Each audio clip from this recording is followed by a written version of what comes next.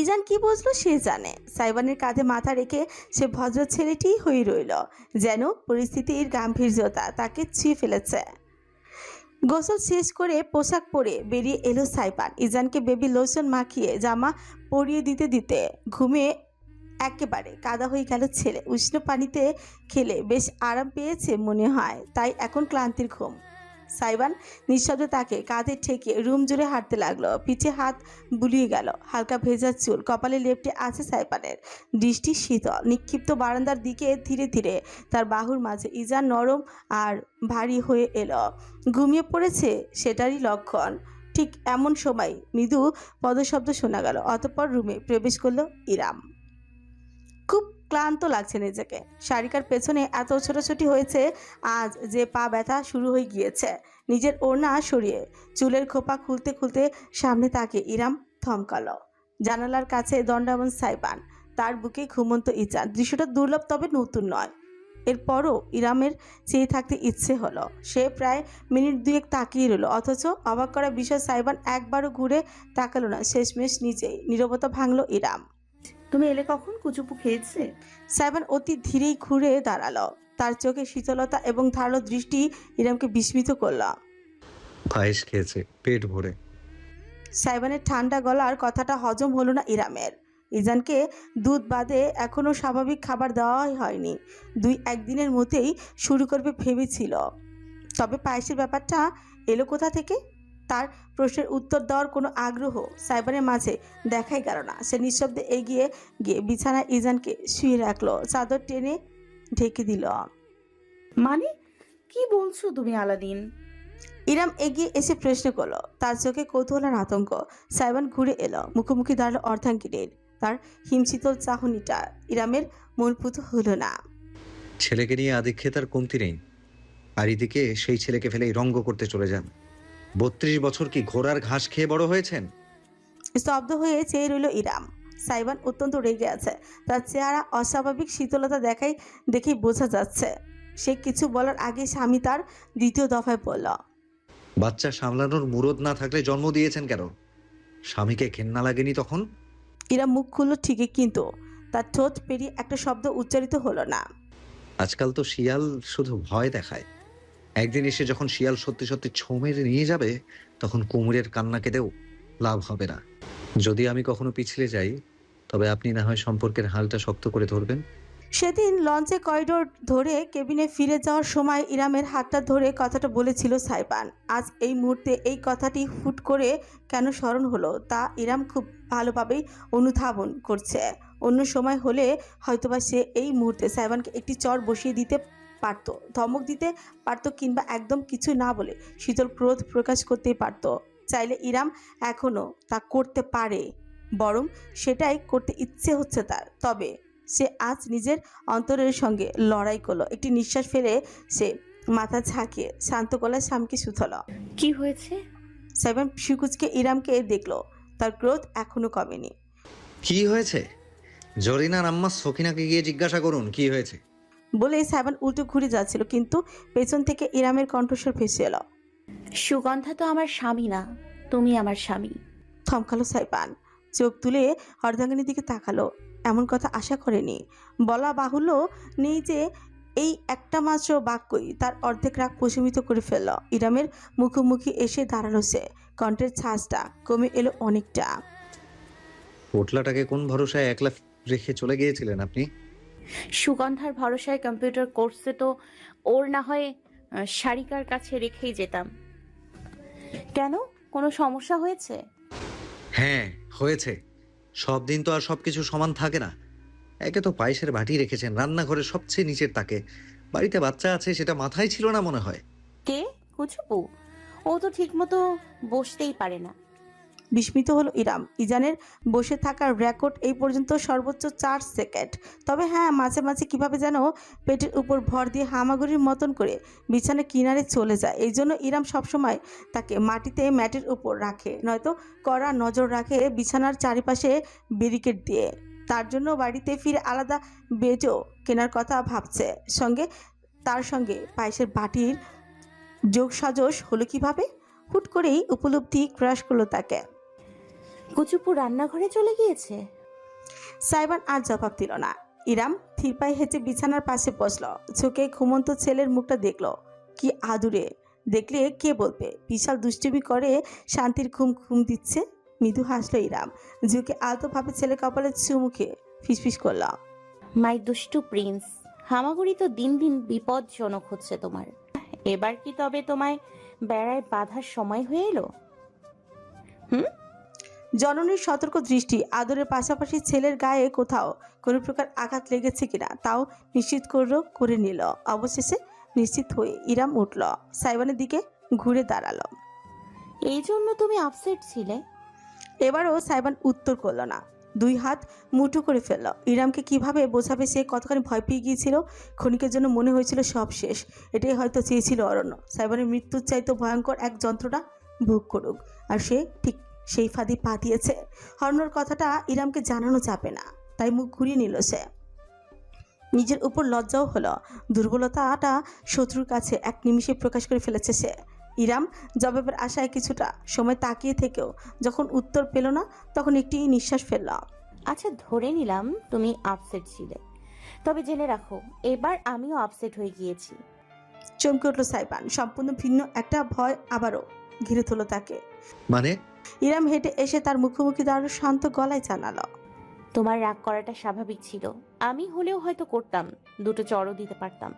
কিন্তু কি জানো তো, শরীরের ব্যথার থেকে মনের ব্যথাটা বেশি লাগে। স্তব্ধ হয়ে ইরামের চোখের দিকে তাকিয়ে রইল সাইবান। স্ত্রী তার ওই একই ভঙ্গিতে শান্তভাবেই জানালো। সামলাতে না পারলে জন্ম দিয়েছেন কেন? স্বামীকে ঘেন্না লাগেনি তখন? সবকিছু জানার পরেও রাগের মাথায় হলেও এই কথাটা তুমি আমাকে বলেছো, তাই আমি আপসেট। সাইবানের অন্তরটা বুঝি চেপে এলো। ইরামের মাঝে কোনো অভিমানের সুর নেই, ক্রোধ নেই, ঘৃণা নেই, প্রতিহিংসা নেই, শুধু সৎ বহিঃপ্রকাশ। কথাটা অর্ধাঙ্গিনীর খারাপ লেগেছে, সেটা স্পষ্ট জানিয়েছে সে। ইরাম দুহাত চেপে পড়ল। ঘৃণার সঙ্গে সন্তানের সম্পর্ক নেই। আর আর অরণ্যকে আমি ভালোবাসতাম কি ঘৃণা করতাম সেই অনুভূতি তুমি জানো না। তুমি আমার অতীত জানো ঠিকই আলাদিন, কিন্তু আমার আবেগ জানো না। এই বিষয়টা টেনে না এনে রাগ ছাড়লেও পারতে। তাছাড়া এত রাতে এমনি এমনি হুট করে বেরিয়ে যাওয়ার মানুষ আমি না, এটুকু বোঝার কথা তোমার।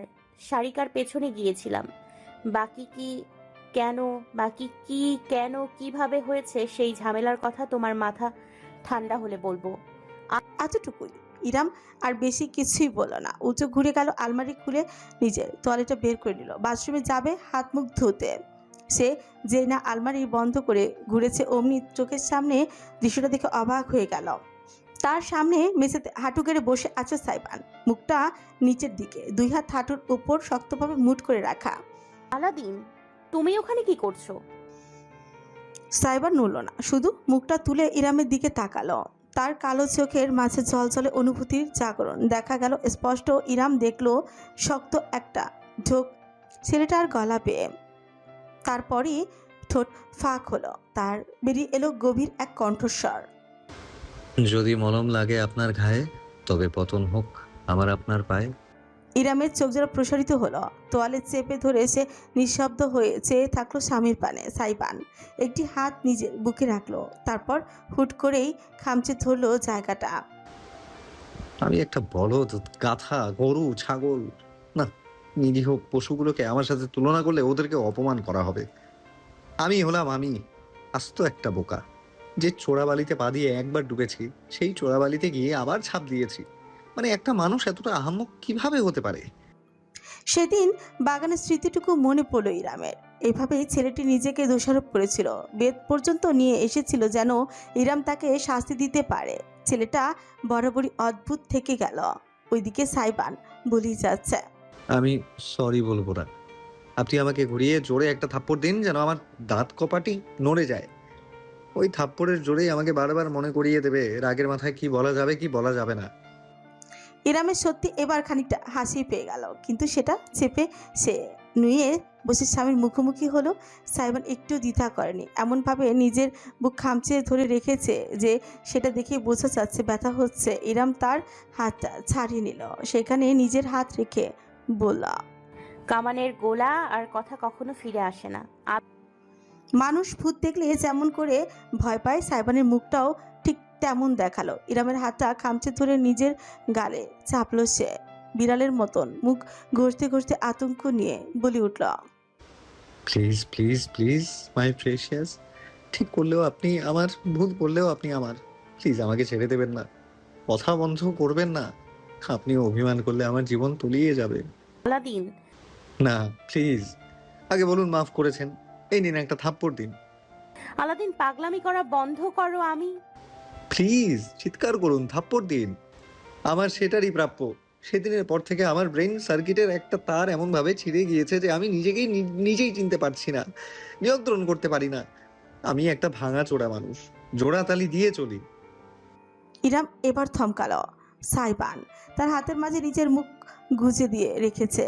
তার তপ্ত ত্বক, উষ্ণ দীর্ঘশ্বাস ইরামকে ছুঁয়ে যাচ্ছে। এবার মেঝেতে আসন করে বসে পড়ল রমণী। দুহাতের আঁচলায় সাইবানের মুখটা তুলে নিজের দিকে ধরল। স্বামীর চেহারা উদ্ভ্রান্ত, চোখে হারানোর ভয় আর ঠোঁটে অপরাধের কাঁপুনি। ইরাম বৃদ্ধাঙ্গুলি তার চোখের নিচটা মুছেই নিল, যেখানে এখনো অশ্রু গড়ায় নিয়ে। রমণী নরম কণ্ঠস্বর সুথাল। কোন দিন? সাইবান চুপ করে রইল। তার ঠোঁটের কম্পন বুদ্ধি পেল, চোখ জোড়া লুকিয়ে ফেল দৃষ্টি। ইরাম তাড়া দিল না, অপেক্ষা করলো। সাইবান প্রায় মিনিট খানেক চুপ থাকার পর বলল, যেদিন আপনি আমাকে আপনার কাছে থেকে তাড়িয়ে দিয়েছিলেন। তাড়িয়ে দিয়েছিলাম? হুম। ইরাম স্মৃতিতে জোর দিল। সাইবান তার কাছে এসেছে আর সে তাড়িয়ে দিয়েছে, এমনটা কোনোদিন হয়েছে? প্রথম 1 মিনিট সে সত্যি মনে করতে পারল না, কিন্তু পরে ভেসে এলো একটি দগদগ স্মৃতি। আমার চোখের সামনে থেকে দূর হও আলাদিন। ইরামের বুকটা খিচে এলো বুঝি, ভারী একটা চাপ অনুভূত হলো অন্তর মাঝে। তবে কি সেই দিনই? সেদিনই। তার ভাবনা যেন সাইবান পড়তে পেরেছে, উত্তরটাও জানিয়ে দিল সে। ইরাম বিস্ময় এবং আশঙ্কা নিয়ে তাকে দেখলো, তাতে ঠোঁট কামড়ে ধরল নিজের। পরক্ষণে কাঁপা গলায় জিজ্ঞেস করল, কেন? সাইবানের ঠোঁটে একটি পরিহাসের হাসি ফুটলো। প্রথমটায় সে কিছুই বলল না। একটা সময় ইরামের মনে হলো বরাবরের মতন এবারও সাইবান নিজের অতীত এড়িয়ে যাবে, অথচ তাকে সম্পূর্ণ হতবাক করে দিয়ে দুবাহু বাড়িয়ে দিল সাইবান। বুকের মাঝে জড়িয়ে নিল অর্ধাঙ্গিনীকে, নিজের মাথাটা কাত করে রাখলো কাঁধে, যেন কতকালের প্রাপ্য বিশ্রাম নিচ্ছে সে। ইরাম নিজের দুহাতে তাকে আগলে নিল। অস্বাভাবিক উষ্ণতা তাদের ঘিরে ধরল চাদরের মতন। একটি হাত সাইবানের পিছে এবং অপর হাত তার মাথায় বোলাতে লাগলো ইরাম। সাইবান দীর্ঘক্ষণ কথাই বলল না, ইরামও একটু জোর করলো না। অবশেষে মুখ খুলল সাইবান। সেদিন আমি নিজের চোখে মৃত্যুকে দেখেছি। অতীত আলতো চাপে স্টপ ওয়াচ থামালো। সংখ্যা নির্দেশ করছে 19 ঘন্টা 45 মিনিট 54 সেকেন্ড। সাইবান পড়ার টেবিলে থেকে চেয়ার ঠেলে দুহাত উপরে তুলে স্ট্রেচিং করল। সমস্ত শরীর কেমন বসে গেছে তার, যেন কল কবজাগুলোতে জ্যাম লেগে গেছে। গত মাস 2 যাবৎ তার পড়ার রুটিন 15 থেকে 18 ঘন্টার মধ্যেই উঠানামা করছে। টেবিলে এক নাগারে বসে থাকতে থাকতে ইদানিং পিঠ ব্যথা, ঘাড় ব্যথা, কোমর ব্যথাও দেখা দিয়েছে। চোখের অবস্থা না হয় বাদই দেয়া যাক, সামিয়া ছেলের পেছনে কত যে স্নেহ ব্যয় করছেন। হাসপাতালে কাজ না থাকলে বেশিরভাগ রাত তিনি ছেলের পাশেই বসে থাকতেন। সাইবান পড়ে আর তিনি সেলাই করেন, বই পড়েন বা পেশেন্টের মেডিকেল রিপোর্ট দেখেন। আজকে তিনি নেই, অপারেশনের ছিল এমার্জেন্সি, কিন্তু আগামীকাল সময় মতো চলে আসবেন। দেয়াল ঘড়ির দিকে তাকালো সাইবান। ভোরে 5টা বেজে এসেছে প্রায়, আর মাত্র কিছু ঘন্টা, এরপরই তার জীবনের অগ্নি পরীক্ষা, MBBS ভর্তি পরীক্ষা। যে স্বপ্নটা লালন করে সে বড় হয়েছে, যে স্বপ্নের বাস্তব প্রতিচ্ছবি নিজের জননীর মাঝে দেখেছে, সেই স্বপ্নটাকে বরণ করে নিতে তার আর তর সইছে না। উত্তেজনায় মনে হয় ঘুমও আসবে না আর, অথচ সে গতকাল থেকে 1 ঘন্টাও ঘুমায়নি। ফোন হাতে নিল সে। ফ্রেন্ড গ্রুপে ইতিমধ্যে মেসেজ এসে ভরে গিয়েছে। বন্ধুরা সবাই একে অপরকে শুভকামনা জানাচ্ছে। সাইবানও টাইপ করল, best of luck guys. Say message তার কিছুক্ষণের মধ্যে গ্রুপ চ্যাটে ঝড় উঠল। Look who is talking. ভাই আসলেই লাক সব আমাদের দরকার। তুই তো বেটা ছক্কা মারবি। Dhaka medical confirm. ভাই তুই মেডিকেলে প্রথম দ্বিতীয় হলে যখন বাসায় রিপোর্টার ইন্টারভিউ নিতে আসবে তখন প্লিজ আমাদের কথা একটু বলিস যে এই জানের দোস্তরা তোকে সবসময় মোটিভেট করেছে। আপন মনে হাসলো সাইবান, টাইপ করলো। হয়েছে হয়েছে, এখনো পরীক্ষা হয়নি, প্রশ্ন কেমন হয় কে জানে। কার মার্কসের টেনশন আছে, আগে রেজাল্ট দিক তারপর এসব বলিস। কাট। মার্কস ফার্কস তোকে কিছুই করতে পারবে না, ওসবের ভ্যালু নেই। কোচিংয়ের রাফাত ভাই তো বলেই রেখেছে উনি নাকি তোর সাইজের অ্যাপ্রন অলরেডি অর্ডার করে দিয়েছে, শুধু টেকার পর সংবর্ধনা আয়োজনে যতটুকু দেরি আর কি। দেখ গিয়ে, কলেজ ওয়েবসাইটে অলরেডি হয়তো তোর নাম লিখে রেজাল্ট শিট বানিয়ে ফেলেছে। যা, এত অ্যাগ্রেসিভ হোস না, আমি এমন কিছু না। সাইবান মাথা দোলালো। 5 মিনিট ব্যয় করলো সে বন্ধুদের সঙ্গে কথাবার্তায়, অতঃপর ফোন রেখে দিল। 3 ঘন্টার মতন ঘুমানোর সময় আছে হাতে। আসলেই ঘুমানোর দরকার, না ঘুমালে ব্রেন পরীক্ষার হলে শাটডাউন হয়ে যায়। বিছানা ঠিকঠাক করে জানালা খুলে দিল সে। ভোরে শীতল বাতাস এসে চারিপাশ থেকে আবদ্ধ করে ফেললো তাকে। আপনি ঠোঁটে হাসি ফুটলো বিস্তর। দূরে উদয়মান সূর্য, নজর কালো। কি সুন্দর কমলাভ আলোয় ছেয়ে গিয়েছে গোটা পৃথিবী। দিগন্তের পানে চেয়ে থাকতে থাকতে হঠাৎ সাইবানের মনটা খারাপ হয়ে গেল। জানলার রেলিংয়ের হাতে আঙুল চেপে বসলো শক্তভাবে। আজকের মতন একটা গুরুত্বপূর্ণ দিনেও হয়তো ওই মানুষটার কাছে সে যেতে পারবে না। বাড়িতে আহমেদ আছেন, সামিয়া আছেন, পিতামাতা উভয় তাকে পরীক্ষার হলে নিয়ে যাবেন। এর মধ্যেই দেখা করার সুযোগও নেই। আচ্ছা, সাইবান কি এখন চুরি করে যাবে? কিন্তু যদি সে ঘুমিয়ে থাকে, যদি সে রাগ করে? এরাম আপু, অস্ফুট স্বরে বিড়বিড় করলো সাইবান। চোখ জোড়া বুঝে এলো তার। যেমন করে সে ইরামের কথা ভাবছে, তেমন করে কি ইরামও আজকাল কখনো তার কথা ভাবে? এই প্রশ্নের উত্তরটা আর পাওয়া হবে না সাইবানের। বিছানায় শরীর ছুতেই ঘুমিয়ে কাদা হয়ে গেল সে।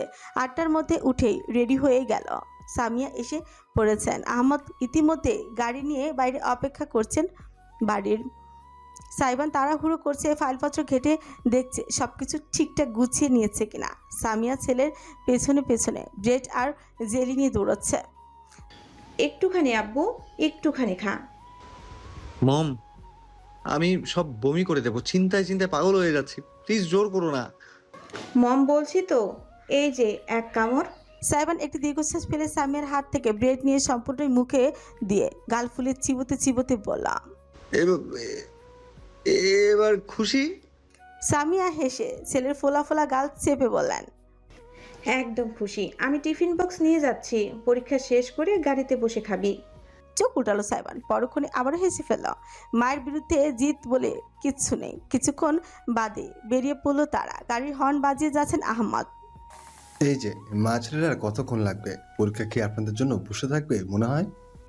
সামিয়া মুচকি হেসে গাড়ির জানলা দিয়ে হাত বাড়িয়ে স্বামীর নাক চেনে দিয়ে বললেন, তুমি না হয় শিক্ষা বোর্ডে ফোন করে একটা ব্যবস্থা করবে। আহমদ বাঁকা হাসলেন। স্ত্রীর হাত সরিয়ে ফেলার আগে সেটা টেনে ধরে তর্জনী বরাবর চুমু দিয়ে বললেন, আই উইশ আমি ব্যবসায়ী না হয়ে মাফিয়া হতাম, তাহলে আমার বইয়ের ইচ্ছেটা পূরণ করতে পারতাম। সি, কি অসভ্য। তোমাদের রোমান্স শেষ হয়েছে মম ড্যাড? সাইবান একদম শান্তভাবেই বলল, এইসব নৃত্য দেখে অভ্যস্ত সে। সামিয়া লজ্জা পেলেন, তবে আহমদের মধ্যে সেটার ছিটে ফোটাও দেখা গেল না। তিনি বললেন, রোমান্স শেষ হওয়ার কোনো বয়স নাই, সেটা তোমার বউ আসলেই বুঝতে পারবে। নাও গেট অন কারচাম। আমার বউ আসলেও তোমাদের রোমান্সের বয়স ফুরাবে না, সেটা আমি জানি। বলেই সাইবান গাড়িতে বসলো। পিতামাতা উভয় হাসলো। সামিয়া বসলেন ড্রাইভিং সিটে বসা আহমদের পাশে। গাড়িটা চলতে শুরু করলো। গেট পেরিয়ে যখন রাস্তা দিয়ে এগোলো, তখনই আনমনেই মাথা কাত করে চেরলো সাইবান। ওই তো খানিকটা দূরেই মাথা তুলে দাঁড়িয়ে আছে মুন্সিপাড়ি। সাইবান গাড়ি জানলা দিয়ে মুখ বাড়লো। 2 তলার একটি রুমের জানলায় তার দৃষ্টি আটকে রইল। ফিসফিস করলো সে, আমার জন্য দোয়া করবেন এরাম আপু। পরীক্ষা দুর্দান্ত হয়েছে সাইবানের। চোখ বন্ধ করে সে বলতে পারবে মেডিকেলের একটা সিট অন্তর তার কনফার্ম। তার সেই আত্মবিশ্বাসের খুশি ছড়িয়ে পড়েছে সমস্ত পরিবারে। আজ রেজাল্টের দিন। ওয়েবসাইটে এখনও প্রকাশ করা হয়নি, অথচ সকাল সকাল 30 কেজি মিষ্টি নিয়ে এসেছেন আহমদ। পুরো পাড়া প্রতিবেশীদের মাঝে বিলানো হবে। সামিয়া খুব একটা রান্নাবান্না করেন না, কিন্তু আজ ভোর থেকে ছেলের পছন্দের হরেক রকম পদ চুলোয় চড়িয়েছেন। সারিকা মন খারাপ করে বসে আছে, কারণ তার মা তাকে পাত্তা না দিয়ে সব ভাইয়ের পছন্দের রান্না করছে। এই নিয়ে সকাল থেকে দুই ভাই বোনের মাঝে 3বার মুখোমুখি সংঘর্ষ হয়েছে। পিতার রাম ধমকের পর অবশ্য দুজন উত্তর কোরিয়া দক্ষিণ কোরিয়ায় মতন হলরুমের দুই পাশে অবস্থান নিয়েছে। সাইবান ডাইনিং টেবিলে বসে মনের মাধুরী মিশিয়ে একটা কাগজের ফুল বানাচ্ছে। এই তো গতকাল ইউটিউব দেখে শিখলো, আজ হাতে কলমে কাজে লাগাচ্ছে। এই জিনিসটা সে নিজের সবটুকু দিয়ে নির্মাণ করবে, অতঃপর নিবেদন করবে এই মানুষটার পদতলে। হ্যাঁ, আজকে শুধু রেজাল্টটা দিক, সেই খবর জানানোর উছিলায় গর্ব নিয়ে সাইবান ইরামের সামনে কি দাঁড়াবে। ইরামের চোখে সেই চিরায়ত অগাধ মায়া নিয়ে দেখবে, আর তার সেই ছোট্ট আলাদিন এখন ভবিষ্যৎ যাত্রার এর চাইতে মধুর কোনো সময় হতে পারে। সাইবান ফুল বানাতে এতই মগ্ন ছিল যে খেয়ালই করেনি কখন আহমদ পেছনে এসে দাঁড়িয়েছে। চ্যাম্প, দেখি দেখি। পিতার স্পর্শে মাথা তুলে তাকাতে সাইবান দেখলো একটি সাদা অ্যাপ্রন তার কাঁধে জড়িয়ে দিয়েছেন আহমদ। ড্যাড, উঠে দাঁড়িয়ে পড়ল সাইবান। আহমদ হাত তুলে তার মাথায় বুলি দিয়ে বললেন, এটা তোমার উপহার। সামিয়া রান্নাঘর থেকে বেরিয়েছেন কিছুক্ষণের জন্য। স্বামীর কাণ্ড দেখে তিনি হাসি আটকাতে পারলেন না। তুমি পারো বটে, ছেলে তোমার ডাক্তার হতে চাচ্ছে, এখনো হয়ে যায়নি। সে আজ হোক কাল হোক, হবেই তো। ওর প্রথম আপ্রাণটা আমার পক্ষ থেকেই থাক। আহমদ অত্যন্ত আয়েশ নিয়ে স্ত্রীকে দেখলেন। দ্বিতীয় দফায় বললেন, আমার ওয়াইফ ডাক্তার, আমার মেয়ে ডেন্টিস্ট, আমার ছেলে ডাক্তার। তুমি শুধু ওয়েট করো সামিয়া, কালকে দেখি বাড়ির বোর্ডে নতুন নাম লেখা হবে, ডাক্তার বাড়ি। পাগল একটা। স্বামীর কথায় খিলখিল করে হাসতে লাগলেন সামিয়া। পিতার বুকে লেপটিক সবকিছু শুনে নিজেও না হেসে পারল না সাইবান। তার দৃষ্টি গিয়ে পড়ল টেবিলে পড়ে থাকা কাগজের ফুলের উপর। আর মাত্র কিছু সোপা, এরপরই ধপাস কিছু একটা শব্দে পারিবারিক সময় এবং সাইবানের ভাবনায় ছেদ পড়ল। সকলে মাথা তুলে তাকে দেখলো সোফায় বসে থাকা সারিকার হাতের ধাক্কায় কফি টেবিলে রাখা কয়েকটা মিষ্টির প্যাকেট মেঝেতে পড়ে গেছে। মেয়েটার এক হাতে আইপ্যাড, দৃষ্টি কেমন যেন উদ্ভ্রান্ত। আহমদ দ্রুত মেয়ের কাছে গেলেন। প্রিন্সেস, কি হয়েছে? সারিকা আইপ্যাডটা নিজের পেছনে লুকিয়ে ফেল, অপরাধী ভঙ্গিতে বলল, কিছু না ড্যাড। কি ব্যাপার, তুই না ওয়েবসাইট ঘাটলি, রেজাল্ট পাবলিশ হয়েছে? সামিয়া বললেন। এগিয়ে গেলেন টিভির দিকে, রিমোট হাতে নিলেন। সময় তো হয়ে গিয়েছে, দেয়নি এখনো?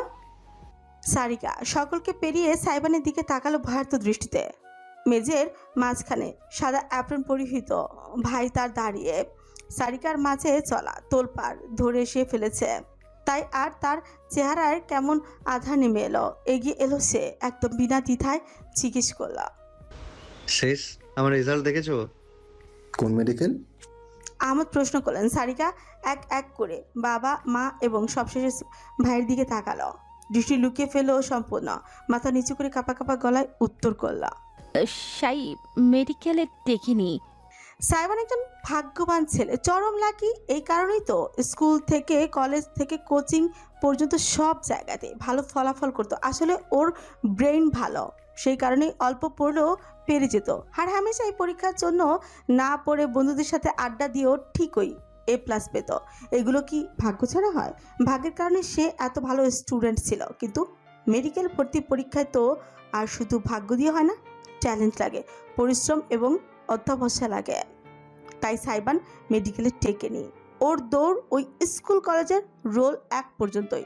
দিন শেষে সফলতা তো পেশা দিয়েই হিসেব করা হয়, রোল নাম্বার দিয়ে নয়। এইসব মানুষ আজকাল বলেই বেড়ায় কত কত গল্প, কাহিনী আর গুজব। মানুষ পরীক্ষার আগের দিন রাতে সাইবানের আড্ডা দেয়াটাই দেখেছে, অথচ সারা রাত জেগে বই নিয়ে হেঁটে হেঁটে রিভিশন করাটা দেখেনি। মানুষ তাকে বরাবর ভালো ফল করতে দেখেছে, কিন্তু প্রতিটি ভালো ফলাফলের পেছনে ঘন্টার পর ঘন্টা পড়ার থাকার কারণে চোখ ব্যথা, মাথা ব্যথা, কোমর ব্যথা হতে দেখেনি। তারা সাইবানের রুমে জমা বইয়ের স্তূপ দেখেনি, 100 ক্রস করা হ্যান্ড নোটের খাতাগুলো দেখেনি। স্কুল কলেজে রেড প্রিসেন্টাল টিচার ছিল সাইবান। মানুষ মনে করে সে অ্যাডভেঞ্চার পছন্দ করে, স্যারদের মাঝে জনপ্রিয়, তাই এমন একটা দায়িত্ব কাঁধে নেয়। অথচ বরাবরই যে চিকিৎসা সেবার প্রতি সাইবানের অগাধ টান, সেটা আগ্রহ হয়েছে সর্বদা। মেডিকেলের প্রতি সে এতটাই আসক্ত ছিল যে তার ফোন ঘাটে শুধু মেডিকেল থিওরির ভিডিও পাওয়াই যেত। একটা সময় চিকিৎসা সেবা সাইবানের স্বপ্ন ছিল না, ছিল অন্তরাত্মা, তার অস্তিত্বের পরিপূরক।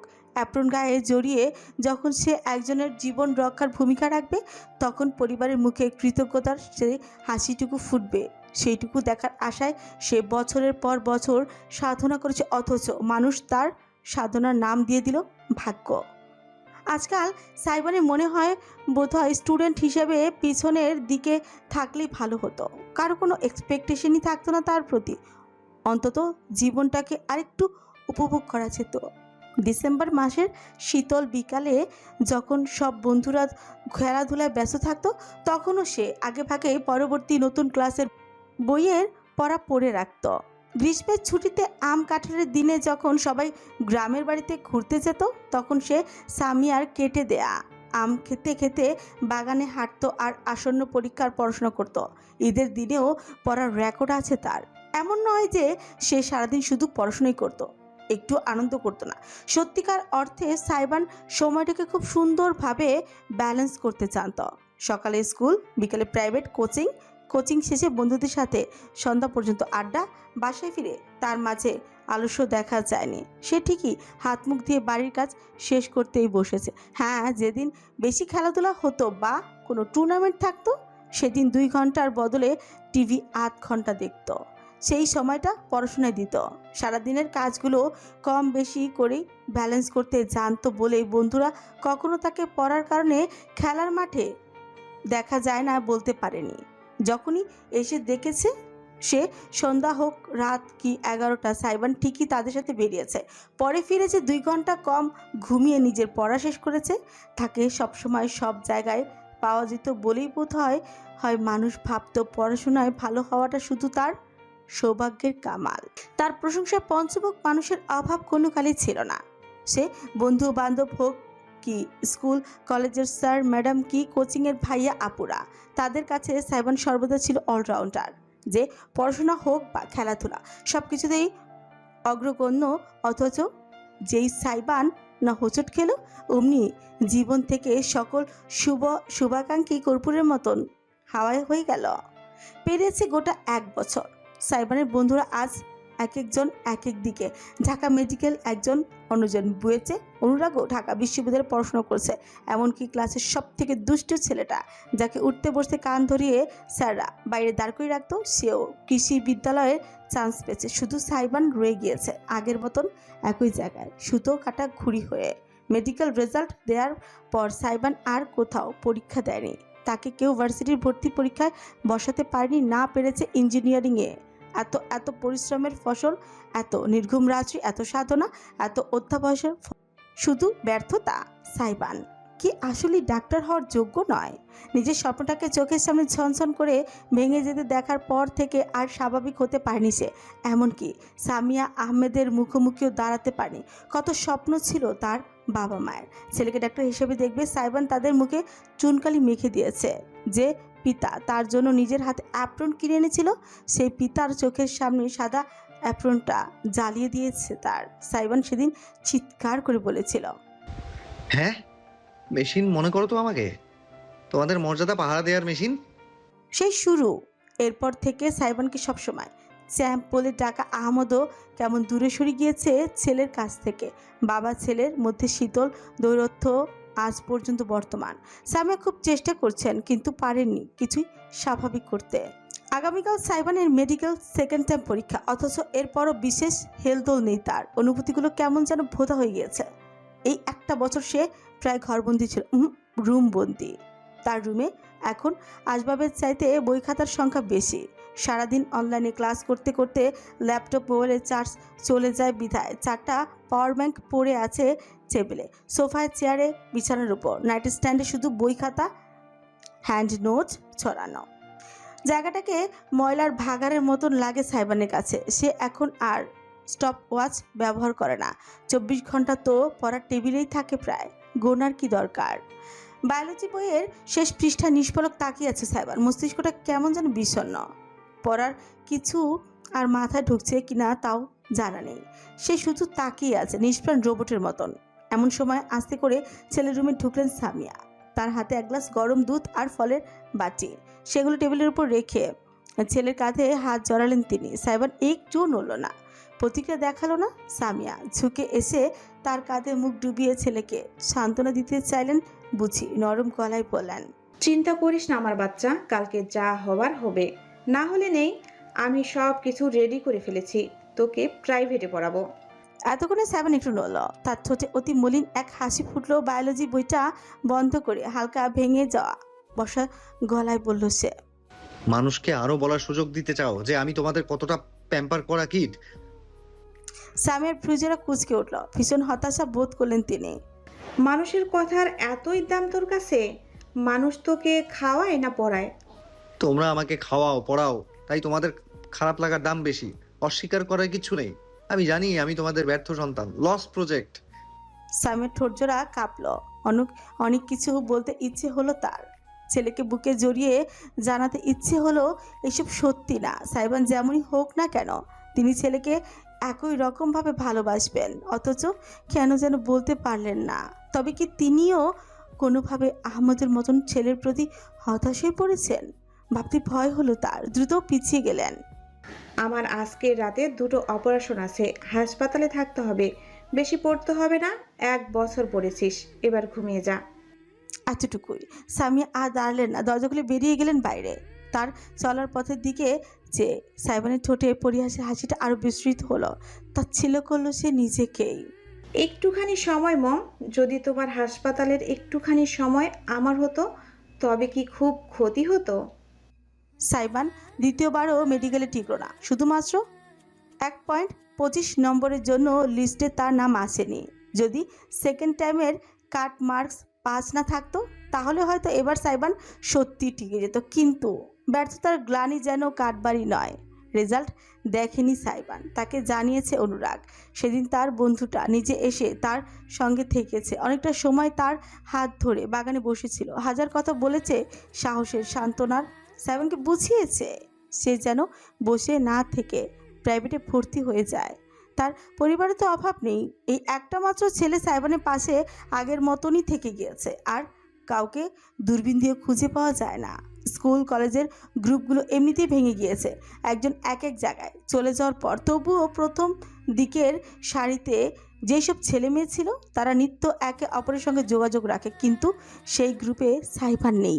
আগে বন্ধুরা ফোন দিয়ে নোটস চাইতো, তাকে শাবাশি দিত, কলেজে দেখা হলে লাফিয়ে এসে জড়িয়ে ধরতো। আজকাল তাদের দেখা পাওয়া যায় না। সাইবান মেডিকেল ভর্তি পরীক্ষার আগে তার ঢাকা মেডিকেলে থাকা বন্ধুকে ফোন দিয়ে পরামর্শ চেয়েছিল, বিপরীতে উত্তর এসেছে, পড়াশোনা নিয়ে ব্যস্ত আছি রে, কার্ড চলছে, পরে ফোন দিচ্ছি। পরে ফোনটা আর আসেনি। সাইবান দ্বিতীয়বার তাকে ফোন করেনি। আগে রাস্তায় বের হলে কলেজের স্যারদের সাথে দেখা হতো, কেমন করুণা দৃষ্টিতে তাকাতো, বলতো, তুমি আরো ভালো করে ভেবেছিলাম, যাক ভাগ্য দেখো সামনে কি হয়। সাইবানের কথাগুলো সহ্য হতো না, অতএব দূরত্ব বাড়িয়েছে সে। যে কোচিংয়ে পড়তো সেই কোচিংয়ের বিশাল বিলবোর্ড শহরে আনাচে কানাচে, সেখানে সব সফল ছেলে মেয়েগুলোর হাস্যোজ্জ্বল ছবি। হয়তো ওখানে একটা জায়গা সাইবানেরও হওয়ার ছিল, কিন্তু হলো না। বাইরে যাওয়া বন্ধ করলো সে। যে সামিয়া তাকে নিয়ে রীতিমতো বড়াই করতেন, সেই সামিয়ার বাড়ি বই এসে প্রতিবেশীর আঞ্চি মিষ্টি দিয়ে গিয়েছে। ভাবি, মেয়েটা চট্টগ্রাম মেডিকেলে টিকে গিয়েছে, এই নেন মিষ্টি। আপনার ছেলেটার এখনো কিছু হয়নি না? পর্দার আড়াল থেকে সাইবান দেখেছে সেদিন সামিয়ার ছোটে হাসিটা কিভাবে মিলিয়ে গিয়েছিল। অন্য কারো সন্তানের সফলতা দেখে নয়, বরং নিজের ছেলের ব্যর্থতার ভারে জর্জরিত এক মা ছিলেন তিনি। আর আহমদ সাইবানের প্রথম ব্যর্থতায় যথেষ্ট ছিল তাকে ছেলের কাছ থেকে দূরে সরিয়ে দিতে। দ্বিতীয়বার তো আর কিছু বলারই থাকে না। এই যে এত গুরুত্বপূর্ণ একটা সময়ও আহমদ বাড়িতে নেই, তিনি বিজনেস ট্যুরে গিয়েছেন। 3 দিনের সেমিনারের জন্য সিঙ্গাপুর উদ্দেশ্যে দেশ ছেড়েছেন সামিয়া। না, কেউ আজকাল পাশে থাকার প্রয়োজনও মনে করে না। অনুরাগটা কিভাবে যেন এখনো রয়ে গিয়েছে। ভার্সিটির ক্লাস শেষ সপ্তাহে 2বার কি 3বার সে অবশ্য সাইবানকে দেখতে আসে। যখন আসে তখন জোর করে রুম থেকে বের করে এনে খাইয়ে দেয়। মিরাজ মামার টং দোকানে নিয়ে যায় কখনো সখনো। আজকাল নতুন আরেকজন সার্গেট জুটেছে, তেতলে। তিতলি মেয়েটার প্রথমবার তেমন একটা আশেপাশে ছিল না সে, কিন্তু সাইবান মেডিকেলে দ্বিতীয়বার অকৃতজ্ঞ হওয়ার পর অনুরাগের সাথে প্রায় আসে। তিতলি মাঝে একটা উজ্জ্বলতা আছে, সে যখন থাকে তখন দুঃখগুলোকে ক্ষণিকের জন্য ভুলে যাওয়া যায়।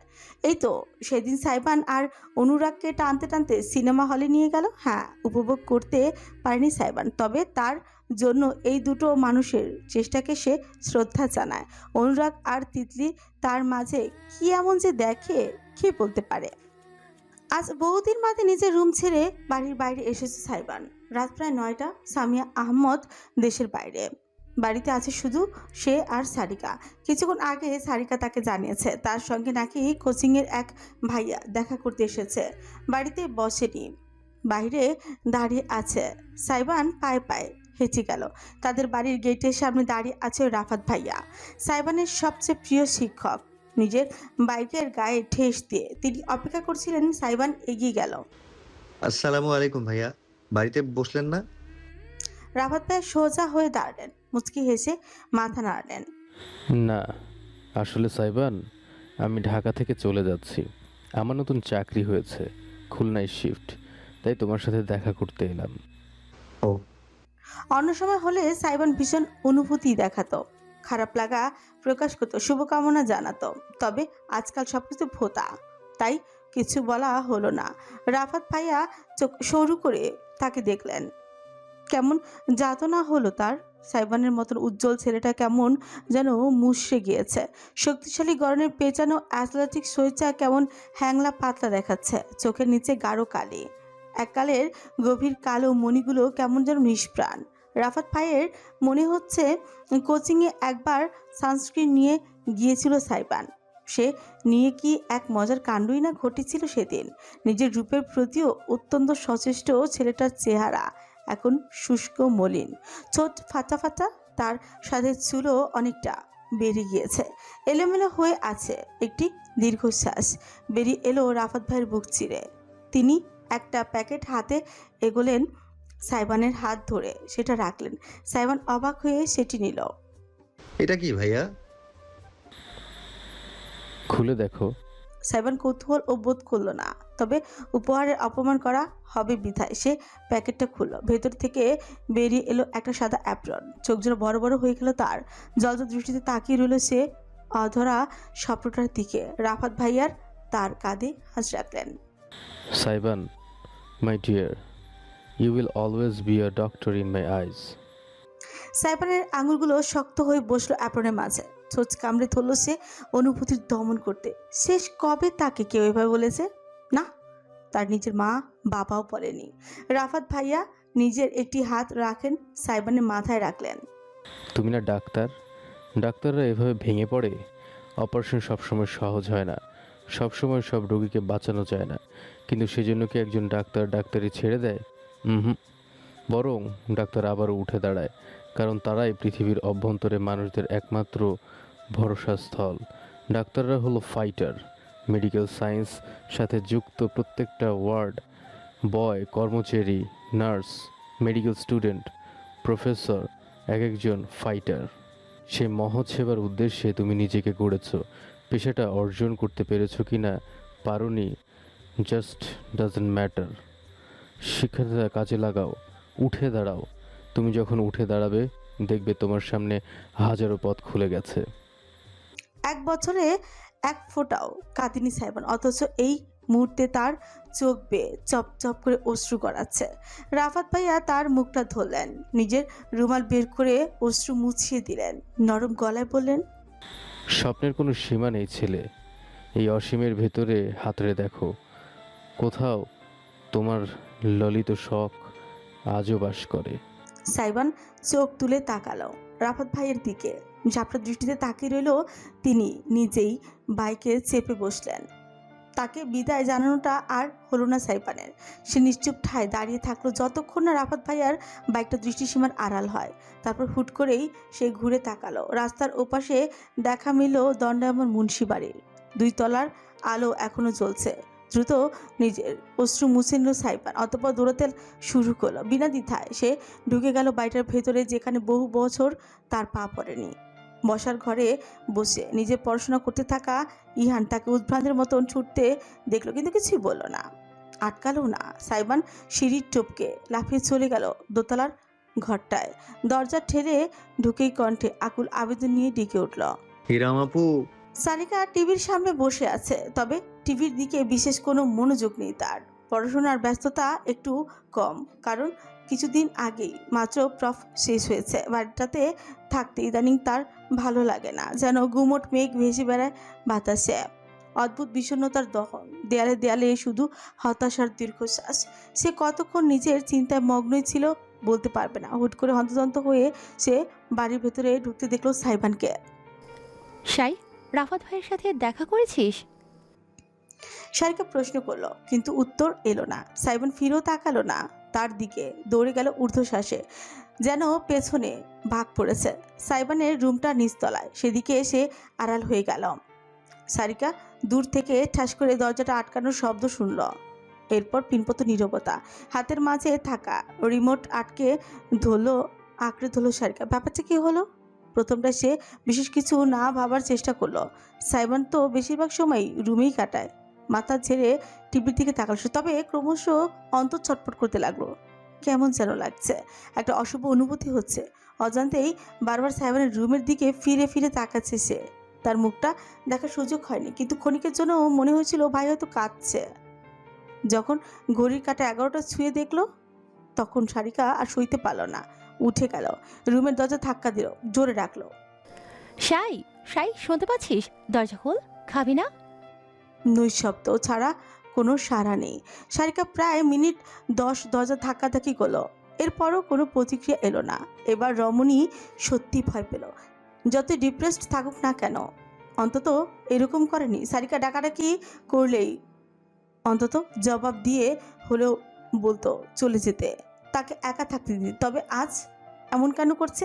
ভাবতে মেঘের গর্জনের শব্দে কানে গেল সারিকার। আকাশে বিদ্যুৎ চমকাচ্ছে, ঝড় হবে নাকি? প্রকৃতি কি অঘটনের ইঙ্গিত দিচ্ছে? মাথা চেপে ধরল সারিকা।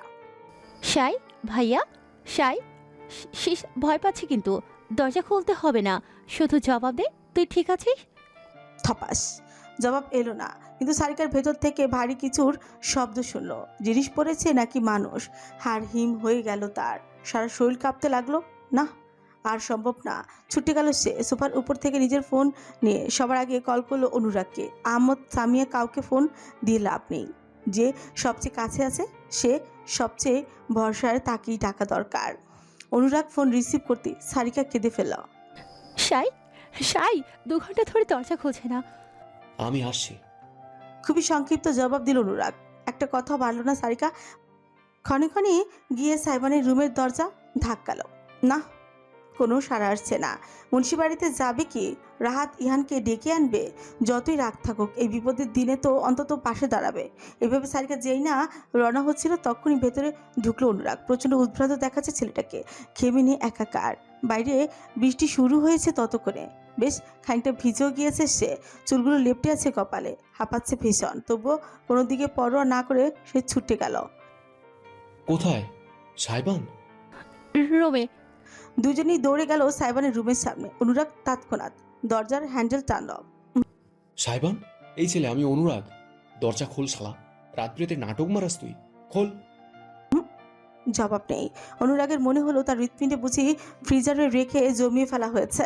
হ্যান্ডেল টানতে টানতে সে সারিকাকে জিজ্ঞেস করল, লকের চাবি নেই?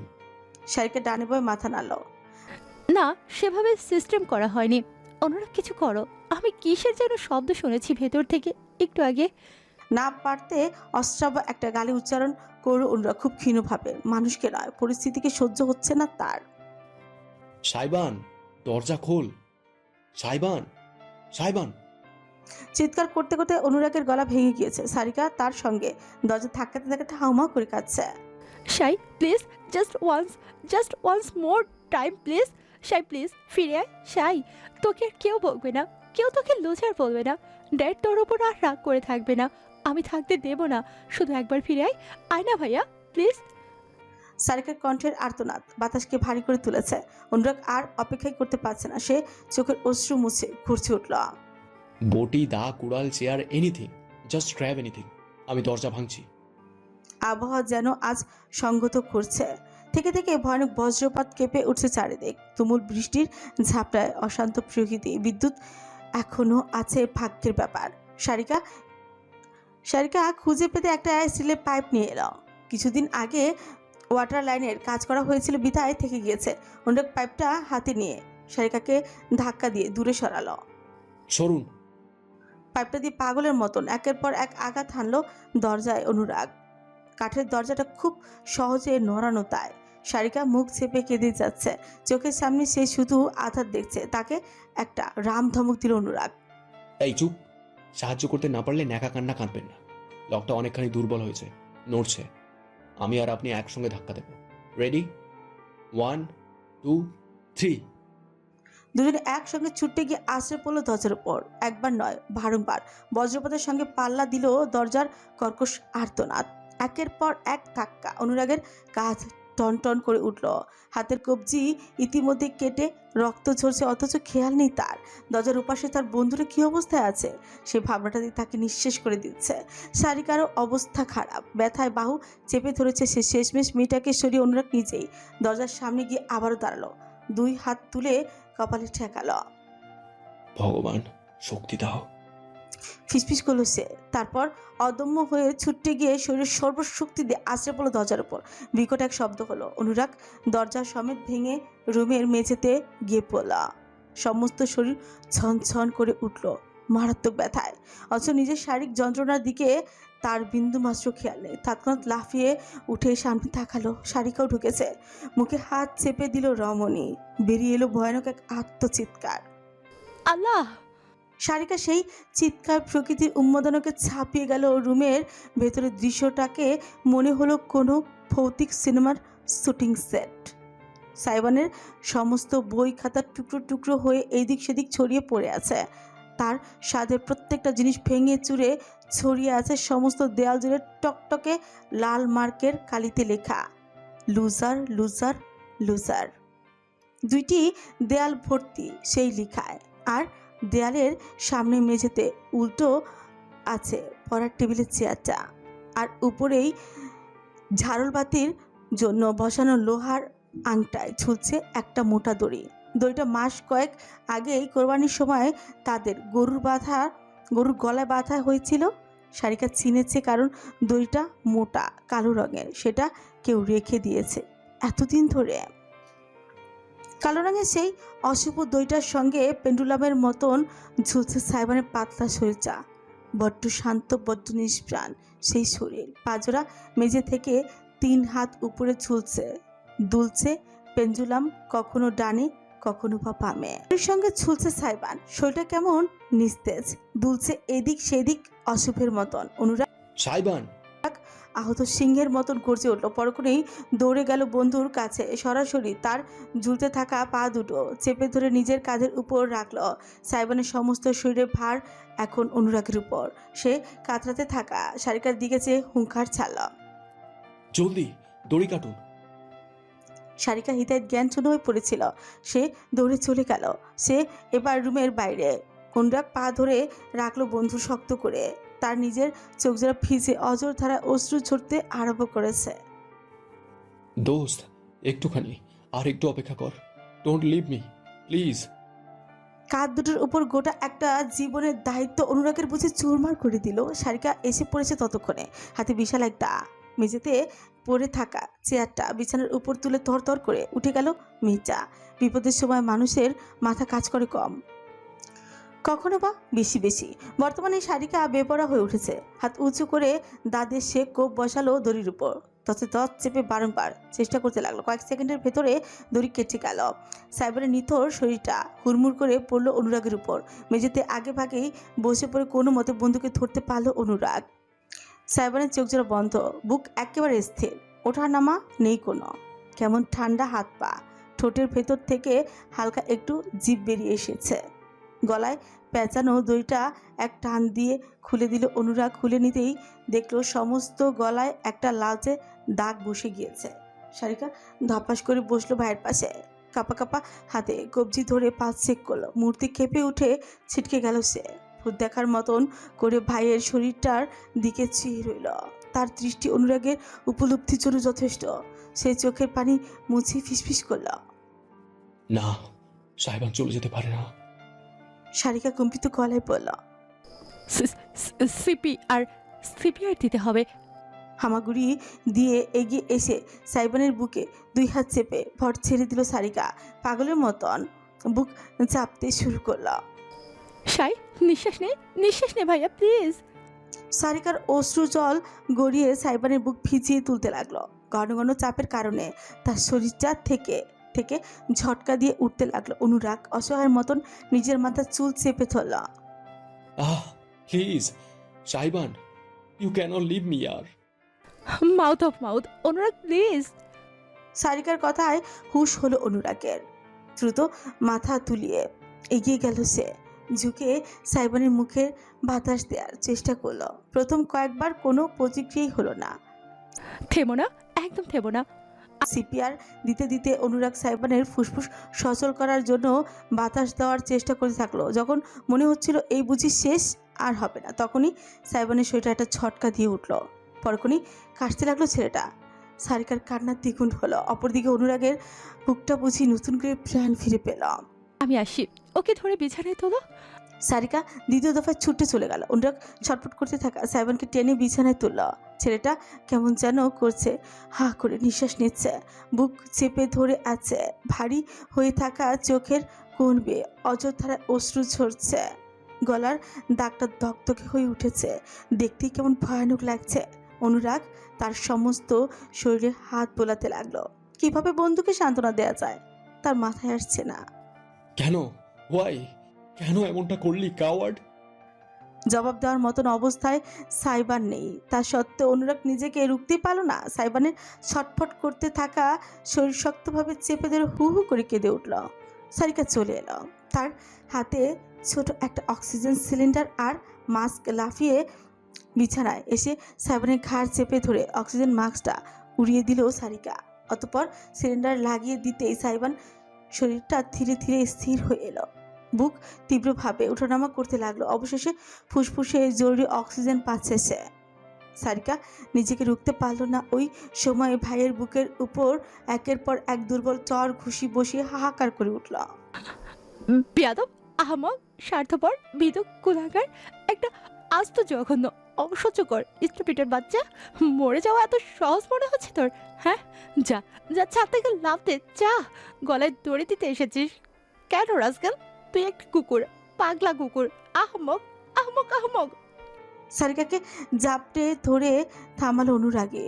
তার বুকে মাথা ঠেকে ফুপিয়ে ফুপিয়ে কাঁদতে লাগলো মেয়েটি। অনুরাগ নিজের পকেটে হাত চালনা করল। আমি অ্যাম্বুলেন্সে কল করছি। কিন্তু যেই না সেই নাম্বারে ডায়াল করতে যাবে অমনি সাইবান দুর্বল হাতে তার হাতটা খামচে ধরল। শিকুচকে ভেজা চোখে তাকালো অনুরাগ। অক্সিজেন মাস্কের কারণে কথা বলতে পারছে না সাইবান। সে শুধু ডানে বামে মাথা নাড়ালো। ভারী চোখ জোড়া, বিষাদ, আতঙ্ক। হাসপাতালে যাবি না? অনুরাগ প্রশ্ন ছুটতেই জোরে জোরে মাথা দোলালো সাইবান। সারিকা খিকি উঠল। ও হাসপাতালে যাবে না মানে? ওর ঘাড় যাবে। ফোনটা দাও, ফোন দাও অনুরাগ, এখনই। অথচ ফোন করতে গিয়েও করতে পারল না অনুরাগ। উভয়ের দৃষ্টি গিয়ে পড়ল সাইবানের চোখ বেয়ে গড়ানো অঝোর ধারার অশ্রু পানে। সে কিছুতেই হাসপাতালে যেতে চাইছে না। অক্সিজেন মাস্কের ভেতর থেকে ফিসফিস করে বলল, আমি নিচে নামতে চাই না। এতটুকুই বলে চোখ বুজে ফেল সাইবান। তার মাথাটা একদিকে হেলে পড়ল। এক হাতে মাস্ক চেপে আরো জোরে জোরে শ্বাস নিতে লাগলো সে। সেদিকে চেয়ে অনুরাগ আর সারিকা উভয় আর নড়ার শক্তি পেল না। 1 ঘন্টা পর সাইবানকে হাসপাতালে নেওয়ার জন্য রাজি করানো যায়নি। বর্তমানে সে বসার ঘরের সোফায় চুপচাপ বসে আছে। অনুরাগ তাকে গোসল সারিয়ে নিয়ে এসেছে। অক্সিজেন মাস্কের এখন আর দরকার পড়ছে না। সারিকা জুস করছে, সেটাই স্ট্র দিয়ে একটু একটু করে পান করছে। তার গলার দাগটায় অ্যান্টিসেপটিক লাগিয়ে দিচ্ছে অনুরাগ। বাইরে ঝড়ের তাণ্ডব অনেকটাই কম এসেছে। এখন শুধু থেকে থেকে বাজ পড়ছে, সঙ্গে ঝিরিঝিরি বৃষ্টি। থেকে থেকে জ্বলে উঠছে অনুরাগের চোখ। শালা ভালো মানুষের বাচ্চা কুত্তা, দেখিস যদি একটুখানি এদিক সেদিক হয়েছে তো তোকে সোজা আইসিইউতে টেনে নিয়ে ফেলবো। ভাগ আর কোথাকার। সাইবান বিশেষ প্রতিক্রিয়া করলো না, নিঃশব্দে অনুরাগকে দেখলো। বেঁচে যখন গিয়েছেই তখন হাসপাতালে যাওয়ার ইচ্ছে নেই তার, কারণ হাসপাতালে গেলে সামিয়া জেনে যাবেন, সামিয়া জানলে জানবেন আহমদও। এরপর থেকে হয়তো সাইবান আয়নার সামনে দাঁড়িয়ে আর কোনোদিন নিজের মুখ পর্যন্ত দেখতেই পারবে না। নিজেকে তার স্বার্থপর মনে হবে, কাপুরুষ মনে হবে। মৃত্যুর মতন একটা সহজ পথ বেছে নিতে চেয়েছিল সে, জীবনের যন্ত্রণা থেকে বাঁচতে।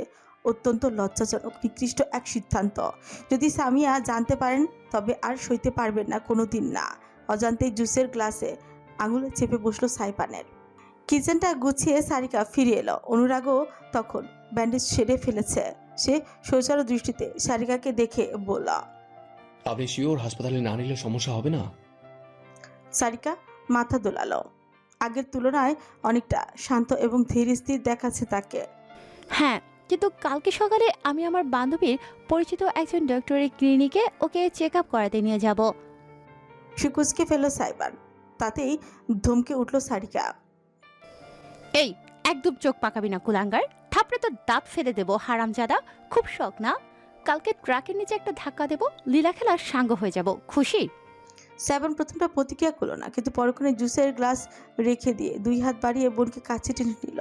তার কোমর জড়িয়ে উদরে মাথা ঠেকিয়ে অস্ফুট স্বরে বলল, সরি, মাফ করে দে সিস।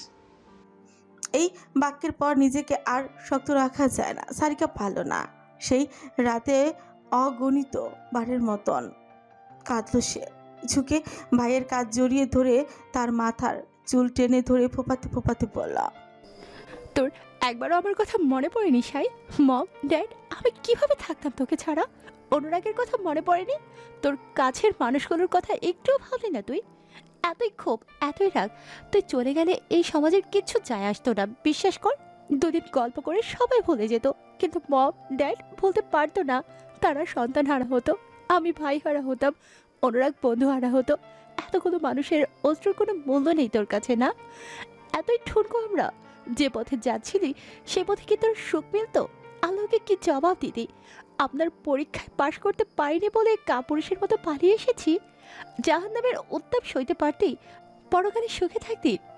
সাইবান জবাব দিতে পারল না, চুপটি করে রইল। সারিকা অনুভব করলো তার উদরে যেখানে মুখ গুজে রেখেছে সাইবান, সেখানে টি শার্টের অংশটা ক্রমশ ভিজে উঠেছে উষ্ণ তরলে।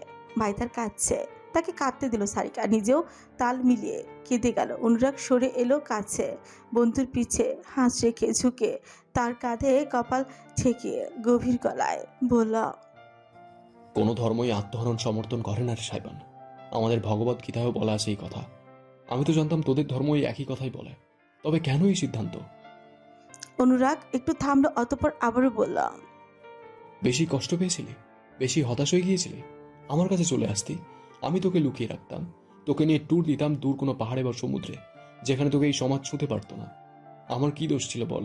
কেন আমাকে তুই একলা করে দিতে চাইছিলি? সাইবানের কাছে এবারও কোনো জবাব নেই। সারিকা ভাইয়ের কাছে আপনি বলে উঠল, তুই পারবি সাই, ভেঙে পড়ার জন্য তোর জন্ম হয়নি। ভুলে গিয়েছিস জীবনে কতটা পথ পাড়ি দেওয়া হয়েছে?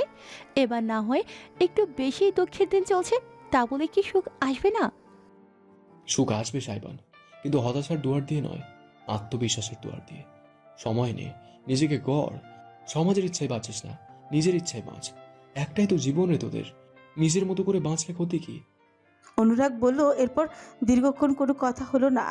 ত্রিজোড়ার মাঝে নীরবে একে অপরের পাশে রইল তারা। অবশেষে যখন সাইবান সারিকার কাছ থেকে মুখ তুলল, তার চোখে আর অশ্রুর দেখা পাওয়া গেল না, তাতে প্রশান্ত একটা ভাব।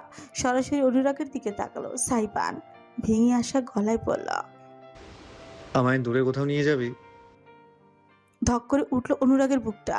বন্ধুর হাত চেপে সে শুধালো, কোথায় যাবি বল? সেন্ট মার্টিন, সমুদ্র দেখবো। অনুরাগ নিজেকে সামলাতেই পারল না, শক্তভাবে জড়িয়ে ধরল সাইবানকে। বন্ধুও তার পাল্টা জড়িয়ে ধরল। সারিকা চোখ মুছে নিজের ভাইয়ের মাথায় হাত বুলিয়ে দিল।